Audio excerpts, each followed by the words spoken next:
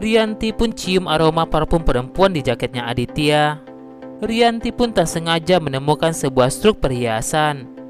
Rianti pun lantas kaget jika ternyata Aditya habis belanja beli berlian buat siapa. Sementara itu Kenzo pun menemui Aurel. Aurel pun tanyakan kenapa bibir Kenzo. Kenzo pun lantas mengajak Aurel pulang. Kenzo katakan pada Aurel jika Kenzo sudah gagal membawa Mutiara dan ada yang menyelamatkan Mutiara. Kenzo pun tidak tahu di manakah Mutiara sekarang. Aurel katakan kepada Kenzo jika Aurel tidak mau pulang jika Mutiara belum ditemukan.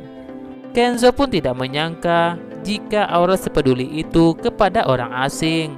Aurel katakan kepada Kenzo jika Aurel punya prinsip agar mama dan papanya sadar jika Aurel serius mencari Mutiara. Aurel katakan bakal menginap di apartemen temannya Aurel. Saat itu Aurel tak mau diantar oleh Kenzo ke apartemen itu. Kenzo pun lantas menggendong Aurel. Kenzo hanya ingin pastikan jika Aurel tinggal di mana. Rianti pun lantas menemui Yanto.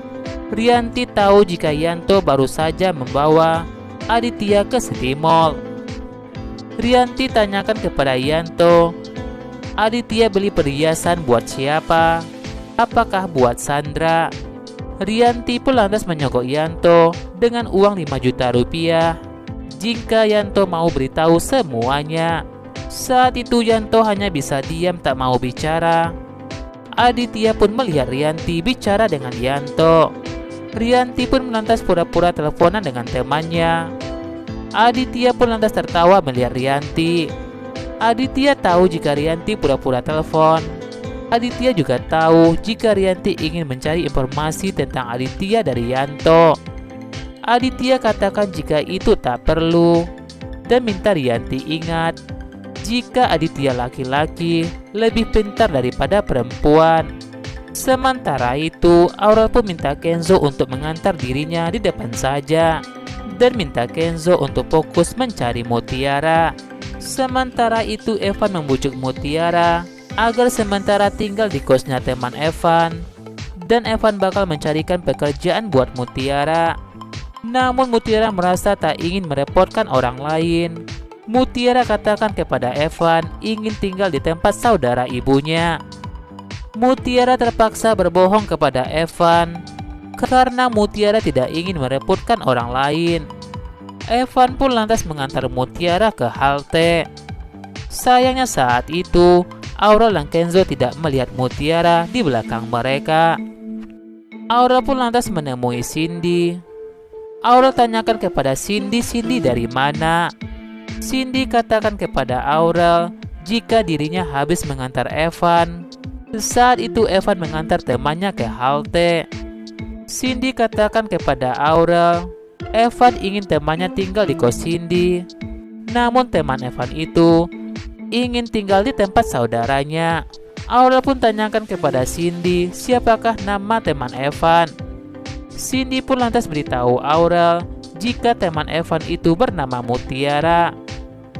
Mendengar nama itu, Aurel pun lantas pergi menyusul Evan. Aurel sudah berusaha untuk menghubungi Evan. Evan pun merasa yakin jika itu Aurel yang telah menelponnya. Tapi Evan tidak mengangkat telepon dari Aurel. Evan pun lantas pergi membawa Mutiara ke halte itu. Sayangnya saat itu Aurel sudah memanggil Mutiara, tapi mereka tidak mendengar Aurel. Aurel pun lantas beritahu Kenzo jika Mutiara ada di parkiran kosnya dan Mutiara dibawa oleh temannya Aurel. Aurel jelaskan kepada Kenzo ciri-ciri motor yang telah membawa Mutiara. Kenzo pun akhirnya melihat Mutiara. Kenzo sudah memanggil Mutiara, tapi Mutiara tidak mendengar Kenzo. Kenzo pun merasa yakin itu adalah orang yang sama yang telah menolong Mutiara. Evan pun tanyakan pada Mutiara, apakah benar Mutiara punya saudara di Jakarta itu. Mutiara pun terpaksa berbohong kepada Kenzo jika Mutiara punya saudara di sini. Kenzo saat itu turun di lampu merah untuk mengejar Mutiara, Namun sayangnya, Mutiara dan Evan pun keburu pergi. Evan pun berhasil mengantar Mutiara di halte itu. Mutiara ucapkan terima kasih kepada Evan. Mutiara tak mau diantar Evan sampai ke rumah saudaranya itu. Evan katakan pada Mutiara bakal menunggu Mutiara di sini sampai Mutiara bertemu dengan saudaranya. Mutiara pun berpikir cari alasan apa lagi agar Evan bisa pergi dari sana. Evan pun tak sengaja melihat debt collector. Evan pun lantas pergi meninggalkan Mutiara sendirian. Sementara itu Rianti pun mengajak Aditya untuk dinner malam itu. Aditya pun katakan tidak bisa kepada Rianti karena ada meeting. Rianti merasa jika Aditya baru saja meeting, kenapa meeting lagi? Aditya pun minta Rianti, apakah Rianti bisa melakukan suatu hal buat Aditya? Aditya minta Rianti malam ini bisa membujuk Aurel agar Aurel mau pulang, bagaimanapun caranya. Aditya pun merasa jika Rianti tak peduli dengan Aurel. Bisa-bisanya Rianti mengajak Aditya makan malam. Rianti pun bertanya kepada Aditya, apa usaha Aditya untuk mencari Aurel. Rianti pun tanyakan siapakah yang lebih peduli kepada Aurel. Aditya katakan kepada Rianti jika Aurel itu adalah tanggung jawabnya Rianti, dan tanggung jawab Aditya hanyalah untuk mencarikan uang buat mereka. Aditya katakan kepada Rianti jika Rianti gagal menjadi seorang ibu dan gagal mendidik Aurel.